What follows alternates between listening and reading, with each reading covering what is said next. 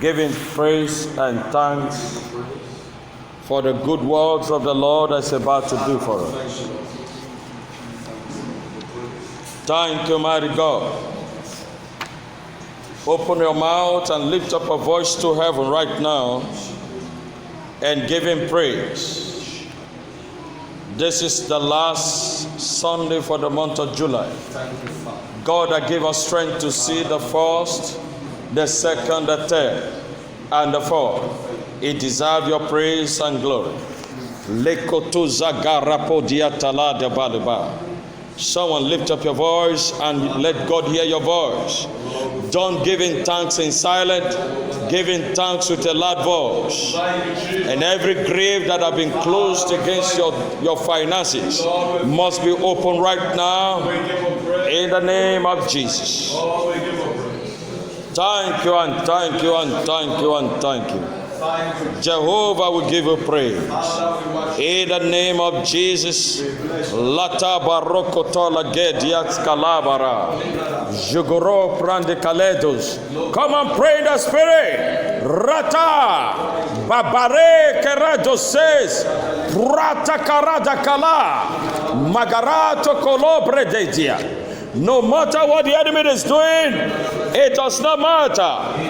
Ratakarako, roto keratakaria, mabaratakobe, ekarata sasobia, natalotobe, tekeria, takaria, shekeria dabala, debelukoba, etelekaraba. Thank you, mighty God. In Jesus' name we are praying. Amen. In 2 Kings chapter 7, 4 lepers sat one place and said, why sit we here and die? Sitting and a prophecy has gone ahead of you, he said you die. Why sit we here and die? If you go to the host of the Syrian, we fall and die, we sit here, we die. But we must move. And as they took themselves to move, the Bible says the God of heaven caused the enemy to hear a sound of chariot, and the enemy fled, and let all the goods that have been prophesied to be given to them. When prophecy goes ahead, the chariot of heaven is waiting for your movement. It's waiting. It's waiting. And as the 4 people took their step, God said the chariot also began to move. And the host of Syria heard the sound of chariot, and they fled. And the prophecy of Elisha came to pass, because he said, by this time tomorrow, there shall be abundance. Abundance don't come because you are sitting. Abundance comes because you move. You are going to move prophetically and say, this month, I take everything that belongs to me. You move, I will pray. I take now. Come on, move. Move from one place to the other. I take right now. Everything that belongs to me this month, I take. I leave nothing to the devil. This month, even if it's the last Sunday, I take everything that belongs to me. As the Lord of heaven has vowed that he has gone to reach out to me in the name of Jesus. Father, I take everything that belongs to me this month. Someone move right now. Move from one place to the other. I take everything that belongs to me this month. Thank you, mighty God. In Jesus' name we have prayed. Please be seated. The theme of this assembly is perfecting holiness in the fear of the Lord. And our teaching series on the Sunday morning like this, we have been looking at a series teaching, the treasures of redemption. And today marks the part 4 of the treasures of redemption, and it's also the last of the series. The treasures of redemption. The treasures of redemption, part 4. We took our bearing from Hebrews chapter 11 and verse 24 to 27. Hebrews chapter 11 and verse 24 to 27.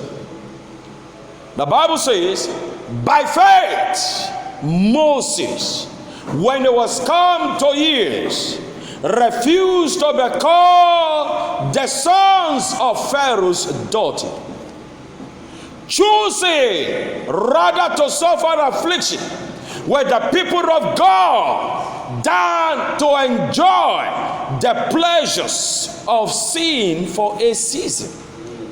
And in verse 26, esteeming the reproach of Christ greater riches than the treasures in Egypt, for he hath respect unto the recompense of reward. Reproach means shame or disgrace. And the scripture says, esteeming the reproach of Christ greater riches than all the treasures in Egypt, for he hath respect unto the future reward God has marked out unto those who have chosen the path of reproach as their service to God's kingdom. Esteeming the reproach of Christ greater riches than all the treasure in Egypt. No sensible natural being will take one place with two items before him. The treasures of Egypt are gold and silver, prestige, honor, dignity in any form on the earth. Coming out of your own car, someone is already waiting to open the door for you. A red carpet placed before you.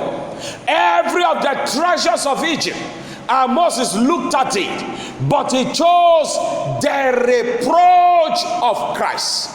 The reproach of Christ. The reproach of Christ. That must be a kingdom sense, not a natural sense.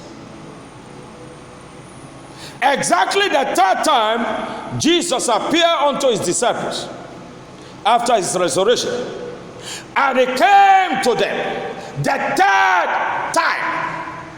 The third time is a crucial moment, because after the third day there will be a resurrection. When he came to them, it was the third time to resurrect the spiritual being inside him. And he came and placed two items before them. And he said,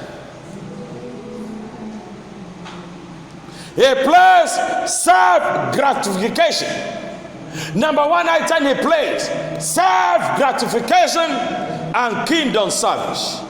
And Peter the apostle was asked to make his choice. I place before you self-gratification and kingdom service. Peter, make your choice. Those who are chosen self-gratification, they serve their belly as their God, and their end shall be destruction. For their pursuit is the glory of this world, that end in shame. He appeared to them, and the two things he brought that day was self-gratification and kingdom service. And they were asked, make your choice right now. Remember, self-gratification involves that those who have chosen self-gratification, they serve their belly as their God. They serve their own belly as their God, and they end up to be in destruction. For the pursuit is the glory of this world, that end in shame. Philippians chapter 3 verse 18 to 19. For many work of whom I have told you often, I now tell you, even weeping, that they are the enemies of the cross of Christ. They are the enemies. They are the enemies. But that does not separate them for joining themselves in the church. They are the enemies of the cross of Christ. Philippians chapter 3 and verse 18 to 19. And verse 19. Come on, let's read together. Whose end is destruction, whose God is their belly, and whose glory is their shame, who mind earthly things. Self-gratification or self-gratificators shall all end up in destruction, for they spend their entire life pursuing the glory that is caution. They spend their entire life, their entire entity life. They spend their entire life pursuing the glory that is caution. Romans chapter 16 verse 18 saying, for they that are sought serve not our Lord Jesus Christ, but their own belly, and by good words and fair speeches deceive the hearts of the simple. For they that are such serve not our Lord Jesus, but serve their own belly. Hear me very clearly. It's either you are serving the Lord Jesus or you are serving the God of belly. There is no middle ground for any man. It is either you are a self-gratificator or you are a kingdom servant. It is either you are a self-gratificator or a kingdom servant. There is no middle ground. It is either you are a servant of your own belly or you are a servant of Christ. There is no middle ground. No middle ground. Romans chapter 6 and verse 16.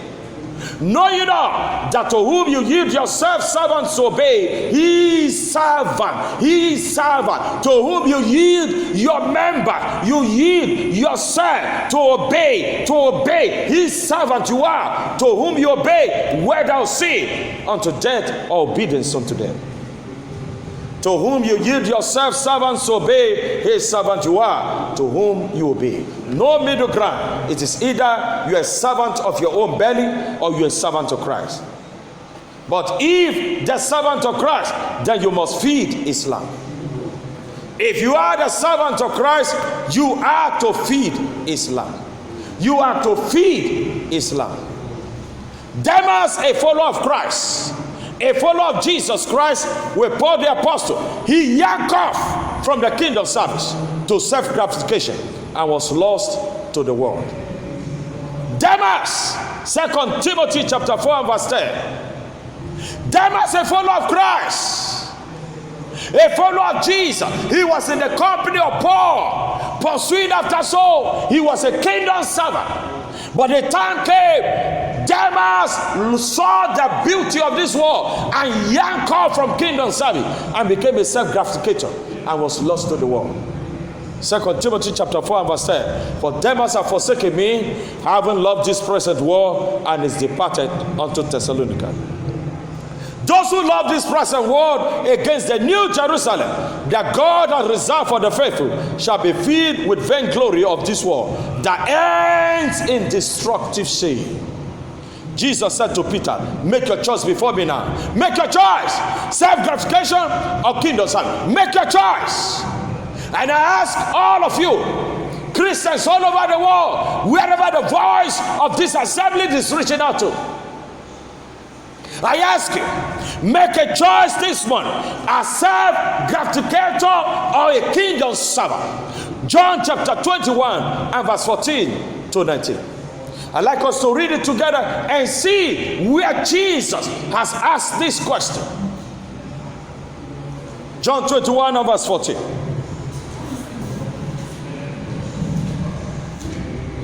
This know, the Bible said in verse 14, this is now the third time that Jesus showed himself to his disciples, after that he was risen from the dead. And in verse 15, so when they had dined, are we there together? So when they had dined, Jesus said to Simon Peter, Simon, son of Jonas, lovest thou me more than this? And he said unto him, Yea, Lord, thou knowest that I love thee. And he said unto him, Feed my lambs. And he said unto him again the second time, Simon, son of Jonas, lovest thou me? And he said unto him, Yea, Lord, thou knowest that I love thee. And he said unto him, Feed my sheep. He said unto him in verse 17 the third time, Simon, son of Jonas, lovest thou me? And Peter was grieved, because he said unto him the third time, Lovest thou me? And he said unto him, Lord, thou knowest all things. Thou knowest that I love thee. Jesus said unto him, Feed my sheep. Verily, verily, I say unto thee, when thou wast young, thou gatheredst thyself and walkest with that thou wouldest. But when thou shalt be old, thou shalt stretch forth thy hand, and another shall guide thee, and carry thee where that thou wouldest not. This spake he, verse 19, signifying by what death he should glorify God. And he has spoken this. And he said unto him, What? Follow me. Follow me. The Bible said when they had dined with fish baked on coals, fish was baked on coal. There was pepper to eat it with it. There was wine somewhere. There was a baked bread. And when they had finished dining, Jesus asked Peter, Lovest thou me more than this sweet fish to the belly? Lovest thou me than the God of belly? And Peter said, Yea, Lord, I love thee. And he said, The proof of your love, feed my lambs. The younger ones in the flock is called lamb. There is lamb, there is sheep. Feed my lamb. Jesus responded, Now you said, Yes, you love me. Feed my lamb, feed my sheep, feed my sheep. God cannot ask a man to feed his own sheep and lambs without equipping him for the task. God cannot ask you to feed his lambs and sheep without first of all not equipping that man. Every Christian that has been washed by the blood of the Lamb of God, filled with the Holy Ghost, with operational gift, has been equipped to feed God's lamb and sheep. Jesus made it clear that kingdom service will ever lead a man to a place he never desired to be. Kingdom service will ever lead a man to a place that man never desired to be. John chapter 21 verse 18b, he said, But when thou shalt be old, thou shalt stretch forth thy hand, and another shall guide thee, and carry thee whither thou wouldest not. This spake he, signifying by what death it should glorify God.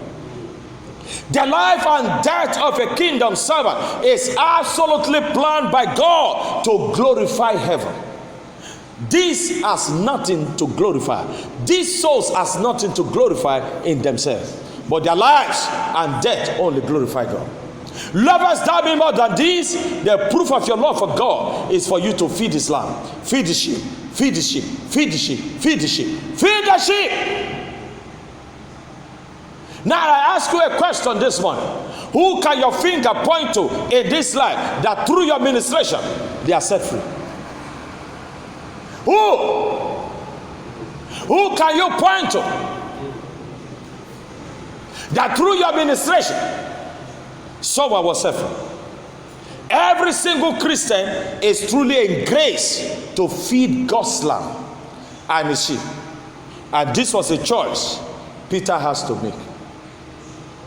This is a choice you have to make this morning. This is a choice you have to make. How many persons on this earth, since you gave your life to Christ, that you can point your finger to? That you came to Christ, there is someone you have fed. There are groups of people you have fed. I don't mean about feeding them with rice, but by the word of the Lord, and they are standing on their feet today. If you cannot count, then you are not part of those we are talking to. I remember the revelation the Lord gave to me one day, some time ago. I had a vision, and I saw myself walking across the street, and a man rushed out of his shop in that revelation, and the man was shouting at the top of his voice. He said, "This man is giving seed to plant, and he refused to plant the seed." And I looked at my hand. There were great mustard seeds so much in my hand. Rather than planting the seed, I was busy eating the seed. And each time I put the seed in my mouth, it intoxicates with the power of the Holy Ghost. I saw myself sat under a tree and was eating the seed, never planted. And a voice said to my heart, if this seed be planted, it will become one of the greatest trees that ever lives on the earth. Every one of you in this place, you have been engraced by God to feed the lamb. You have been engraced to feed the sheep. Matthew 13, verse 31 to 32. It said, the mustard seed, when planted, it become the greatest among all plants in the forest. And the bird and all the things come to cage under it. They began to beget feed under it. When planted, when planted, when planted. Another parable put he forth unto them, saying, Matthew 13, verse 31, saying, the kingdom of heaven is like unto a grain of mustard seed, which a man took and sowed in his field. In verse 32, which indeed is the least of all seed, but when it is grown, it is the greatest among us. When it is grown, it becomes the greatest among us, and becometh a tree, so that the birds of the air come and lodge in the branches thereof. What are they lodging for? There is something to eat inside the tree. When it's planted, this man is given seed to plant, but rather than planting, he was found eating the seed. Today, that same seed in my hands are being planted all over the world. We have listeners of this assembly sermon across the nation, outside this nation. We have listeners in America, United Kingdom, both on Telegram and YouTube channel of this assembly. Simon, son of Jonas, lovest thou me, therefore, than this? Lovest thou me, therefore, more than this? Lovest thou me, more than this? Feed my lamb, feed my sheep, feed my sheep, feed my sheep, feed my sheep. May I say this today? Thank God that Jesus is delaying the rapture. If he comes, many will not be found close to him. Many will never be found because they are disobedient children of God. In Acts chapter 8, Philip, a kingdom steward, went down to Samaria to preach Christ. He went to preach Christ the Messiah, and the whole city was filled with great joy, because at his word, those that were held captives were loose. Those that were held captives were loose. Were loose by Philip's word. Acts chapter 8 and verse 4 to 8. Acts chapter 8 and verse 4 to 8. Therefore, they that were scattered abroad went everywhere preaching the word. Everywhere, everywhere, everywhere, everywhere. They went everywhere. The Bible says they went everywhere. They were not stagnant in one place. They went everywhere preaching the word. Everywhere. May I say this? Where and where have you gone to preach the word? You have been confided in one place and think you are doing kingdom service. The scripture says they went everywhere preaching the word. Then Philip went down to the city of Samaria and preached Christ unto them. And the people with one accord gave heed unto those things which Philip spake, hearing and seeing the miracle which he did. For the unclean spirit, crying with loud voice, came out of many that were possessed with him. And many taken away palsies, and that were laid were healed. And there was great joy in that city. There was great joy in that city. Because someone decided to go everywhere to preach. Philip felt a city-sized sheep for Christ. Who can your finger point to in this life that is sheep, that is the sheep of Christ that you are fed? They went everywhere. Hear me today. The Samaritans never gave invitation to Philip, but they all went everywhere to preach. Some are feeding city-sized sheep like Philip in Samaria. Some are feeding nation-sized sheep. Some are feeding continent-sized sheep. What size of sheep will you present to Jesus that you fed while you were in this world? I tell you the truth, some will have nothing to show. They went everywhere to preach. They never waited for anybody to invite them. They went everywhere to preach. And they brought joy into a city called Samaria. Samaria never invited them. Even the places where you have been invited, how many times have you opened your mouth to preach Christ, the Messiah? How many? How many times? How many times? They went everywhere to preach the word. And Philip took the word that has joy to Samaria. I remember one time ago when we had some neighbors, and I just came back from Lagos office as a federal staff working the agency. And my wife said, we have a new tenant that have just joined us and is a tribal person in the same state. And I said, and then she made a remark that night I came. She said, but they have a child and the child is lame in the feet. And one of the things I said to my wife, why then are we Christians? Let us go there and pray for the child. I wasn't a pastor. I wasn't even a deacon of an assembly. I was just a common brother. I asked her this one, why then are we Christians? Let's go there to pray. And the next morning, we went to that place, into the house, and then we booked an appointment. And I greeted the man, you welcome to this place. You are our neighbor. I just learned to pack him yesterday. And then I look at the boy who was lame in the feet. He was smiling as he saw me. And I said to the boy, and his father, his mother was there. We are going to pray for you and your feet. You are going to walk with this feet. The mother said, amen. And then we had an appointment of 3 days. The first day we prayed. The second day we were fasting. The entire of my household was on fasting. We fasted for the boy who just came in. A little boy of 7 years old at that time. The third day, the miracle happened. The third day, the boy was seated, he was at the center table. The parents sat on the sofa. We stood at the back of the sofa.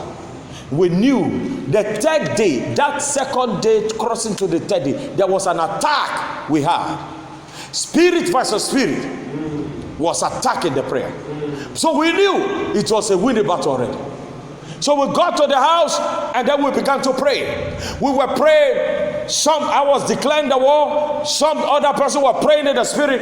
And suddenly the boy on his own began to cry and to hold the table. And the boy hold the table to stabilize himself. And suddenly the 2 feet of this boy received strength to stand. And everybody in the parlor opened their eyes. The parents stopped praying and they were watching the miracle.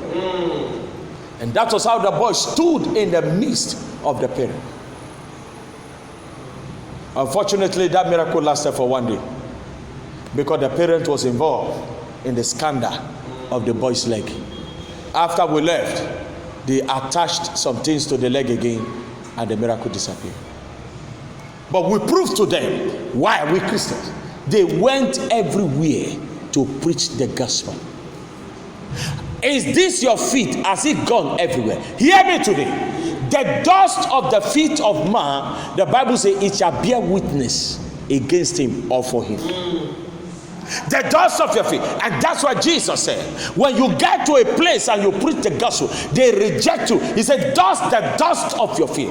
Don't you know that the dust of your feet will witness how many places you have been to on this earth?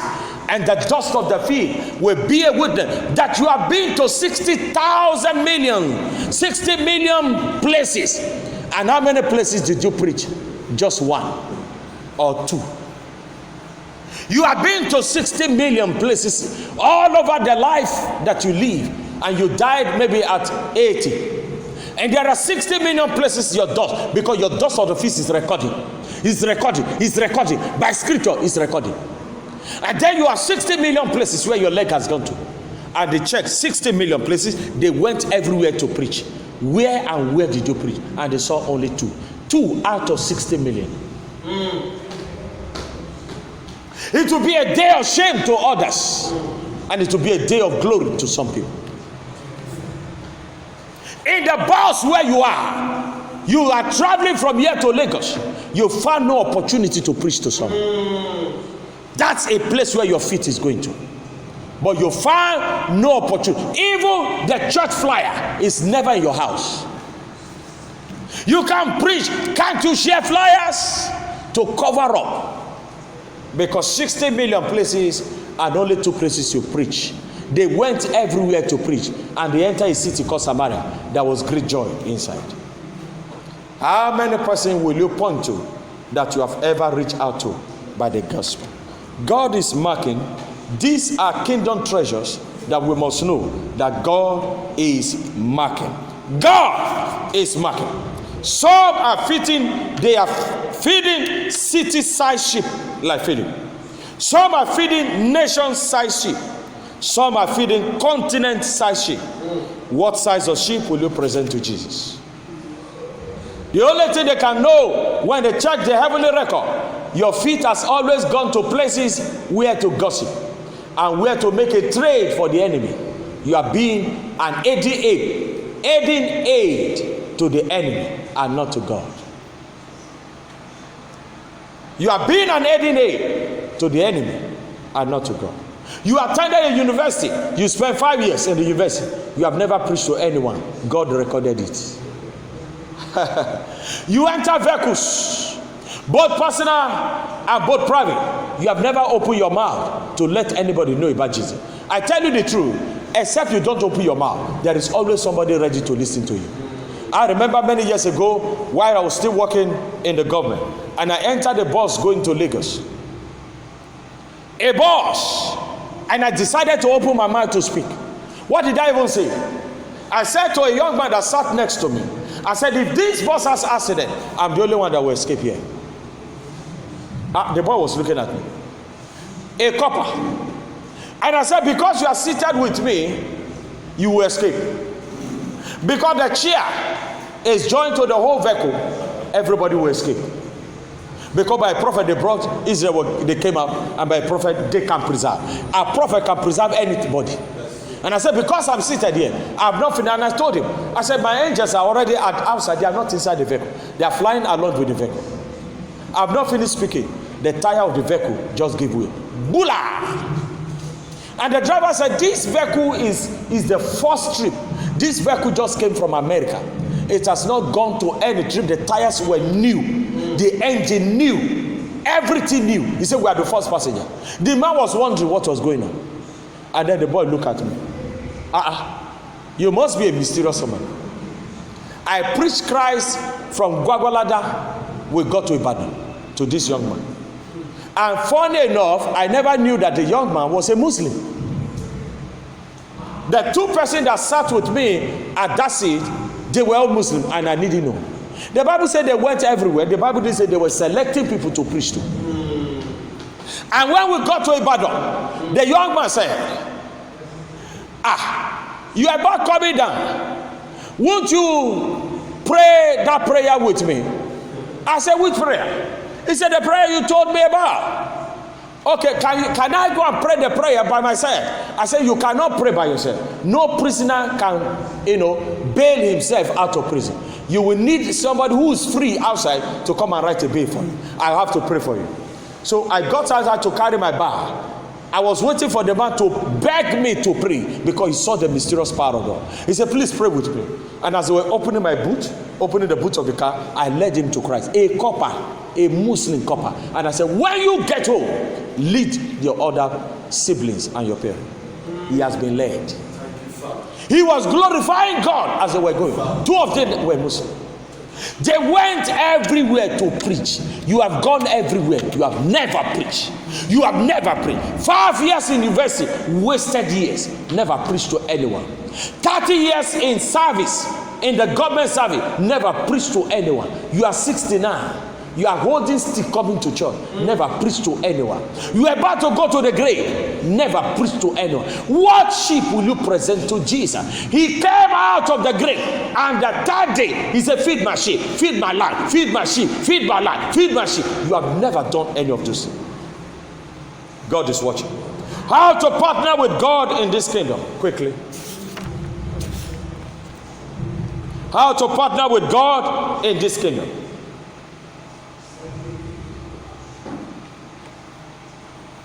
Let in your office, people should know that you are a Christian. Your salvation is at stake. They are even doubting if you are a Christian.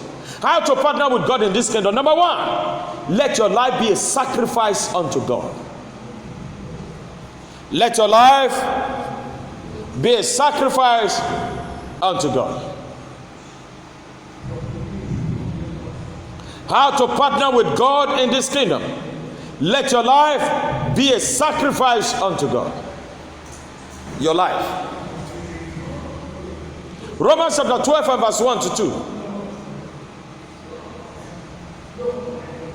I beseech you therefore, brethren, by the mercies of God, that you present your bodies a living sacrifice, wholly acceptable unto God, which is your reasonable service. Be not conformed to this world, but be you transformed by the renewing of your mind, that you may prove what is that good and acceptable and perfect will of God. Those who have successfully presented their bodies as a holy sacrifice unto God have received grace for reasonable service unto God. Their joy is to do that which is the perfect will of God. Their joy is to see that they do the perfect will of God. No man can do the perfect will of God without first giving himself as a living sacrifice unto God. These have no will on their own, for their motto in life is, Father, let your will be done. Hear me. Everyone that have given his life as a living sacrifice to God has a motto that will be done. They have no will on their own.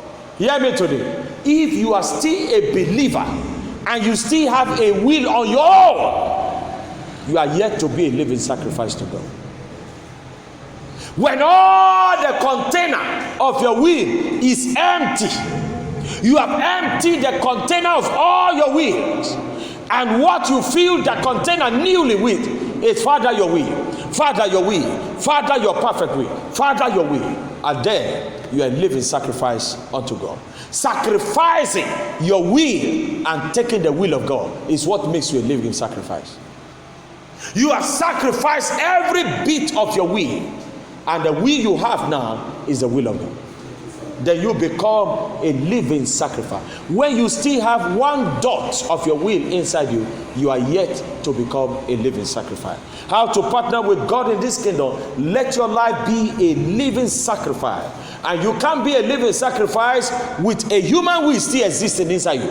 Every of your bowels, you must empty every will of your own and carry in a new will, which is the will of God. Paul, the apostle of Jesus Christ, lived a kingdom sacrifice life to win souls unto God. In Acts chapter 9, Paul received his mandate coverage from God. There was a mandate coverage that was given to Paul the day Paul became a Christian. The day you became a Christian, there was a mandate coverage that is given to you. The day Paul from Saul, it was transformed to become Paul, there was a mandate coverage that was given to him by God through the mouth of Ananias. In Acts chapter 9 verse 13, look at the mandate coverage. Then Ananias answered, Lord, I have heard by many of this man how much evil he had done to the saints at Jerusalem.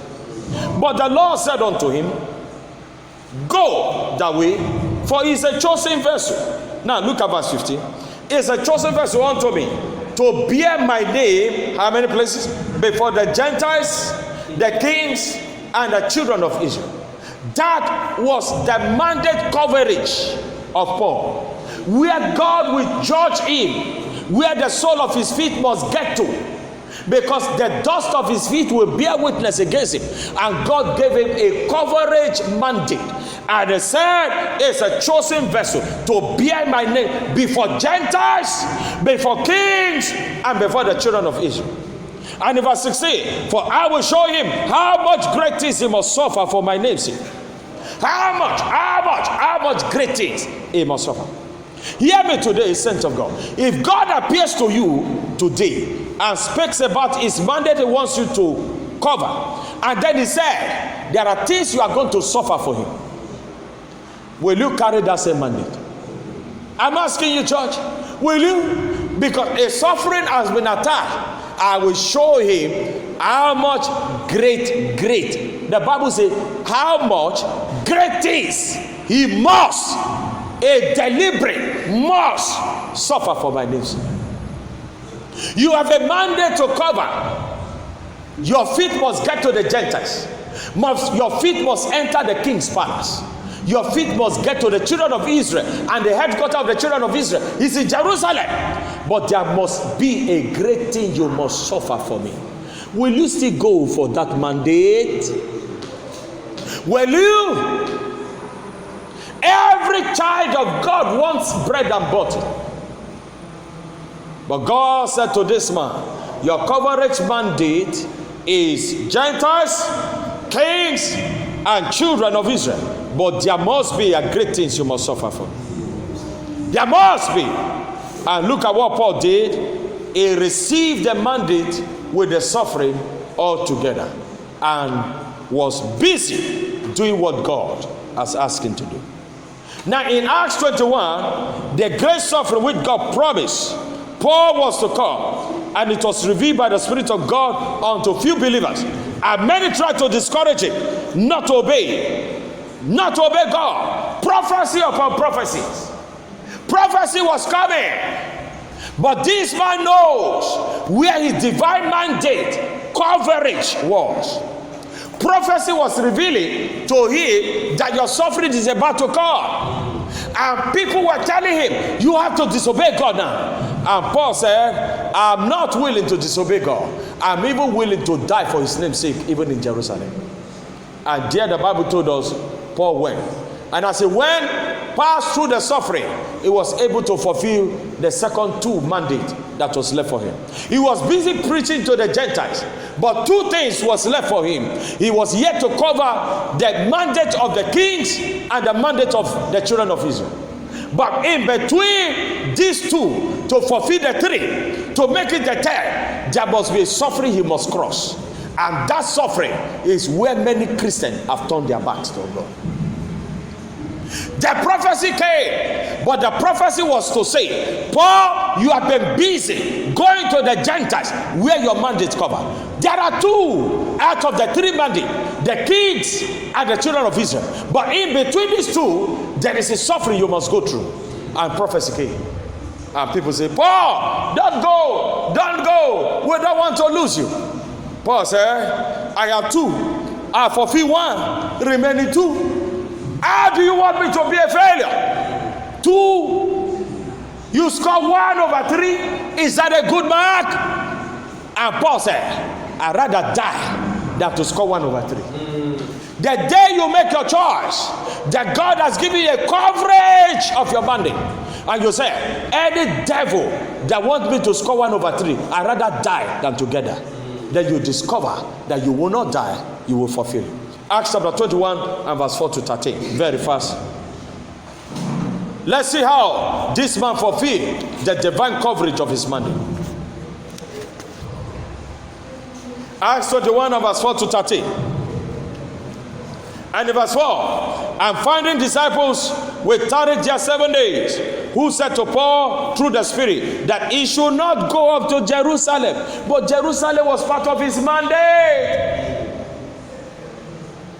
And the next day, in verse 8, we that were Paul's company departed and came unto Caesarea, and we entered into the house of Philip and the evangelist, which was one of the 7, and abode with him. And as we tarried there many days, there came down, verse 10, there came down from Judah a certain prophet named Agabus. And when he was come to us, he took Paul's girdle, bound his own hands and feet, and said, thus saith the Holy Ghost, so shall the Jews do, so shall the Jews at Jerusalem bind the man that owneth this girdle, and shall deliver him to the hand of the Gentiles. And when we heard these things, both we and they of that place besought him not to go up to Jerusalem. And in verse 13 here, Paul answered, what mean ye to weep and to break my heart? For I am ready not to be bound only, but also to die at Jerusalem for the name of the Lord Jesus. Hear me clearly, saints of God. In every examination, there are compulsory questions you must answer. And most of the times, those compulsory questions, they carry higher marks at times. Such questions used to be the toughest. Are you getting what I'm saying?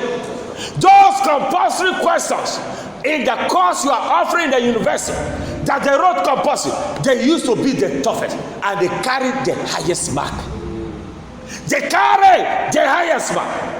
Whenever the man's assignment, wherever a man's assignment covers, will always be the toughest part of his life. Wherever your assignment covers, it will always be the toughest part of your human existing life. It will always be the toughest. So neglecting the compulsory questions with the highest mark is to sign in for failure of that examination.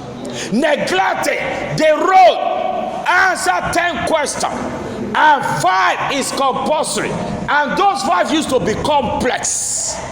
They used to be the toughest.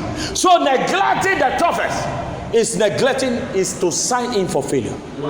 So wherever your divine mandate covers, it is the toughest part of your life. Hear me today. No matter where you are, no matter the business you are doing, wherever your divine mandate covers, it will be the toughest part of your human existing life. Human existing life. It will be the toughest. Compulsory. Neglecting it is to sign in for failure. Paul's assignment was to cover the Gentiles. It was to cover the palaces of the king. It was to cover even Jerusalem. And the day he was going to get to kings and Jerusalem, hell got loose. But thank God for him. He is a chosen vessel to bear my name before Gentiles, kings, and the children of Israel. Where is your divine mandate covering in the first place? And when it was time to go to the children of Israel, prophecy of suffering came unto him, but he said, I am ready now to be bound only, but also to die at Jerusalem for the name of the Lord Jesus. It was after Jerusalem trip that Paul had the privileges to stand before king to preach unto them. And one of the king had Paul. He said, you almost made me to become a Christian. A pagan king had Paul, and the man said, what is this man doing here? He is not guilty of anything. If you have not appealed to Caesar, you are supposed to go home free. Hallelujah. But it was that Jerusalem tree, and kings on the earth had Paul's voice, and they knew that Jesus Christ is truly the Messiah. Acts 23 and verse 11, the Bible says, after Jerusalem trip, he was arrested. Then Jesus himself appeared to him and congratulated him. He was congratulating Paul. Acts 23 and verse 11. When last did you go on your coverage mandate and Jesus congratulated you? Acts 23 and verse 11. And the night following, the Lord stood by him and said, are we there together? Acts 23 verse 11. And said, be of good cheer, Paul, for as thou hast testified of me in Jerusalem, so must thou bear witness also at Rome. But people were telling him, don't go, that I want you, don't go, don't go, don't go, don't go. But he went, and Jesus was waiting at Jerusalem. The vision appeared, was in Jerusalem. Jesus, he said, be of a good cheer, be of a good cheer, be of a good cheer, be of a good cheer. And Paul was encouraged, be of a good cheer, as you have testified of me in Jerusalem. You are going to Rome, you are going to meet the king, you are going to finish your mandate. And that was the last place he finished his mandate. After testifying to the king, he became a prisoner until his death. Finishes at grand style, finishes his mandate at grand style. I speak to you today that every of your divine coverage mandate, you will finish with grand style in the name of Jesus. Amen. In pursuant of God's will, let nothing stop you as an obstacle, not even a prophecy, for you to achieve. Nothing should stop you. Oh, that city is a city of witches.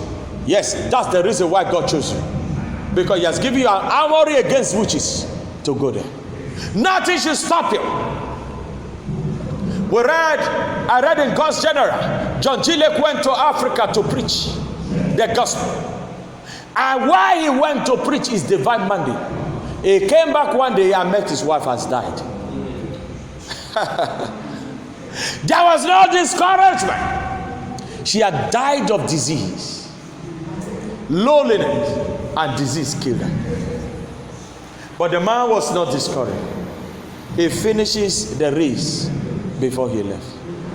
Where is your divine mandate coverage? This is one thing you must ask yourself. The dust of your feet is taking record, and is going to bear record against you. The dust of my own feet is bearing record how many places I've been to. The dust of the feet is not just a weapon against the enemy when you go to preach and they did not receive you. It's also going to mark how many places your feet. They went everywhere and prayed. How to partner with God? Number one, let your life be a sacrifice unto God. Number two, let nothing separate you from the love of God. Let nothing separate you from the love of God. Let nothing separate you from the love of God. Romans chapter 8 and verse 35 to 39. Let nothing separate you from the love of God. Romans chapter 8 and verse 35 to 39. Verse 35. Who shall separate us from the love of Christ? There was no one to answer the question. Then he proceeded. Shall tribulation or distress or persecutions or famine or nakedness or peril or sword? As it is written, for the sake, not for our belly, for our sake, we are killed all the day long. We are already been killed, so there is nothing to be afraid of death any longer. We are killed all day long. We are counted as sheep for the slaughter. We are already counted to be slaughtered. We're only waiting for the time when it will be our time to be taken to the abattoir. We are already counted. So what's the fear for? We are already counted as a sheep, lining up to go to abattoir. So what is the fear for? What is the terror the enemy want to bring more than this? For I am persuaded that neither death, nor life, nor angels, nor principality, nor power, nor thing present, nor things to come, nor height, nor depth, nor any other creature, no creature, either human or animal, no creature shall be able to separate us from the love of Christ, which is in Christ Jesus.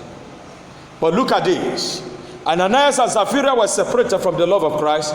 When the church was in need of support funds, they came forward with lies and the Holy Ghost struck them out. They were separated. When the church was in need of support fund, they were separated from the Lord. Money separated them. What can separate us? You see, when I look at the Word of God, it said we are already accounted. Accounted means they took record and audited the record. Auditors came, accountant did the job, forensic auditor did their job and concluded we are accounted as sheep for the slaughter. So what's the fear? I'm already counted as the one to be slaughtered. The only thing I'm waiting for is my time. When it will be my time to be slain. All the 12 were slain. Only one died a natural death. Only one. Paul died by beheading in the Rome. Peter died by crucifixion. What of Matthew? They died in India. Another one was pulled on the horse. They dragged him on stones. They tied his hands on the horse, and the rider of horse was pulling him over stone, and the stone peeled his body and died. We are counted as a sheep for the slaughter. We are only waiting for the time the knife will take our head off. So what is the fear for? What am I afraid of? What am I? So he said, at that period, can you see the dangerous thing there? At that period, some people will be separated from God. At that period, they are already about to die. They know and they separate. So he said, what shall separate us? At the death cross, a thief entered. Another one did not enter. They were two. One entered the kingdom. One did not enter. The one said, if you be Christ, you should have brought yourself down and then make us to come down. The other said, shut up! Aren't you afraid of God? We deserve what we are going through. This man is a holy man, didn't deserve anything. At the last minute, when breath was about to be squeezed out of his life, he said, Lord, remember me in your kingdom. Jesus said, this day, today, you have entered with me. I am accounted as a sheep for the slaughter. I'm only waiting for my time. So no which arrow terrifies me, sir. No which meeting in the coven terrifies me. It doesn't terrify me. I'm already accounted by heaven. Shout hallelujah. Hallelujah. From this day forward, the fear that you carry never to preach Christ is cursed in the name of Jesus. Amen. Someone said, it's just one bullet. You want to kill me? He said, yes, it's just one bullet. What am I afraid to preach Christ for? I just told you Muslims are preached to. When I was in Lagos one day, and the Lord spoke to me concerning what will happen, I was so afraid.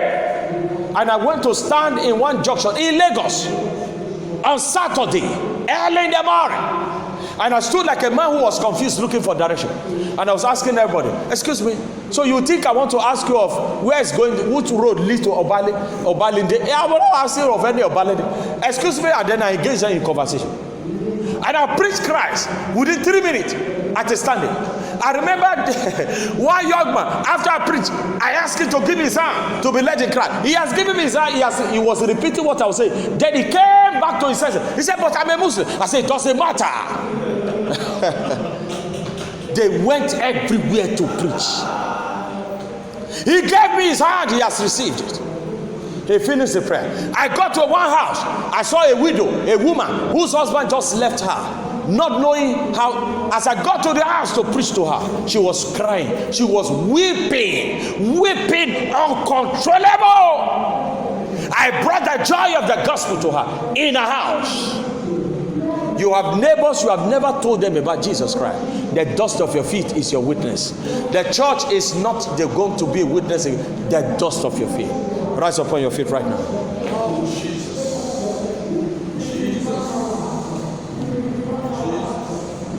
Rise upon your feet. What choice are you making today? Self-gratification or kingdom service? Make your choice right now. Self-gratification. You have been serving the God of Bali for the past 15 years. Isn't that enough right now to switch over to serve the God of heaven? Come on, pray now. Someone is praying to God. Pray, make a choice. As it was made concerning Peter. Peter, lovest thou me more than this? Feed my lamb. How many lambs are you going to feed today? Come on, pray now. Someone is praying. Pray to Jesus.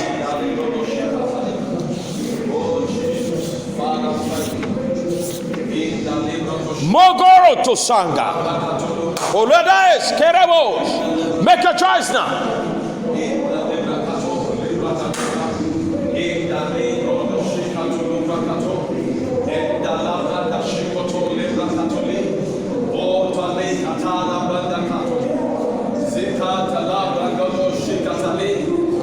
Magarato seketwa. Palea tole Kerabos kababa. Etele komborukaba. Sora borukadia. Tiatala torokepto seketebo. Thank you, my God. In Jesus' name we have prayed. Now look at your life. They went everywhere to preach. You have gone to everywhere. How many times have you opened your mouth to preach? You need to repent and say, Lord, I'm sorry. I'm a disappointment to you. I'm sorry. 30 years in civil service, you have never spoken to anyone, and now you are about to be retired. By next month, you'll be getting your letter. You have never spoken to anyone. You have been busy going to account office to forge receipt and to get money. Your Christianity, they are even mocking you. Your deaconship hangs at the gate of your office. They can't even call you deacon in the office. You reject that title because of your fraudulent lifestyle you are living. We are going to rededicate ourselves. Lord, I have missed it. I have not been able to preach everywhere I go. Lift up your hands and pray now. Because everyone, you'll be rededicated this morning. A fresh fire for God. A fresh fire. Fresh. Everywhere they went, they preach. And joy was brought to somebody. Come on, pray now. Someone lift up your hands. And I dedicate you. Lord, I rededicate myself for kingdom service. Come on, rededicate yourself now. Father, I rededicate myself for kingdom service. For kingdom service. For kingdom service. For kingdom service. For kingdom service. For kingdom service. Rededicate yourself now. Make a new vow to God. You still have time that the dust of your feet will bear witness that you are a kingdom servant of God. Someone is praying now.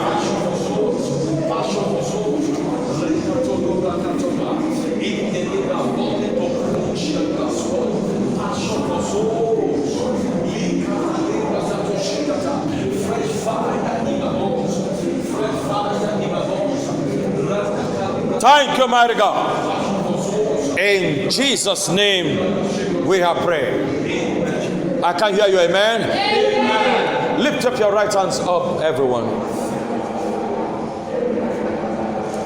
A woman came to my office one day. The woman is 80 years. Let him lift up his right hand. The woman was 86, I think. Either 82 or 86, I can't remember. And she came to do her birthday. And my wife quickly tells, she just said to me, this may be the last birthday this woman will be doing. When I heard that word, I was pricked in my heart. They went everywhere to preach. So after the birthday, I called the woman to my office and rededicate her back to God and preach the word to her. And I saw some things that would be an hindrance against our life at the gate of heaven. And I told her, take them away. Sir, it amazes me. After that day, on Wednesday she did her birthday, and I think by Saturday or Sunday we had the news that the woman had passed away. Jesus. Oh, glory to Jesus. And I was glad that that soul has been led to God. I gave her anointing oil. I prayed with her, anointed her, and told her to take off things that will be an hindrance. And I prayed to her and unto God. And that same week, she passed away. And I was rejoicing at her grave when we were doing her burial, because I knew this one is already seated with Jesus. There are people whom your sole of your feet will lead you to. They are about to cross out of their earth to the land of the dead, and they are waiting for you.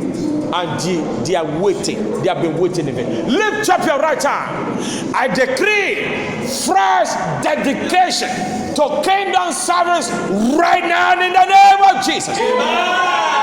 Everywhere the sole of your feet will tread to, you will be the voice of Christ in the name of Jesus. In the vehicle, there will be someone you will be speaking to. There will be in your offices, everywhere, someone will hear your voice every day in the name of Jesus Christ. Wherever the sole of your feet shall tread to, and the dust has gathered witness against you, today, as you are rededicated to the fresh baptism of kingdom service, receive grace to carry on in the name of Jesus. None of you shall fail again. In Jesus' name we are praying. Have you been blessed? I say, have you been blessed? Yes. Give Jesus your baby hand right now. And please be seated.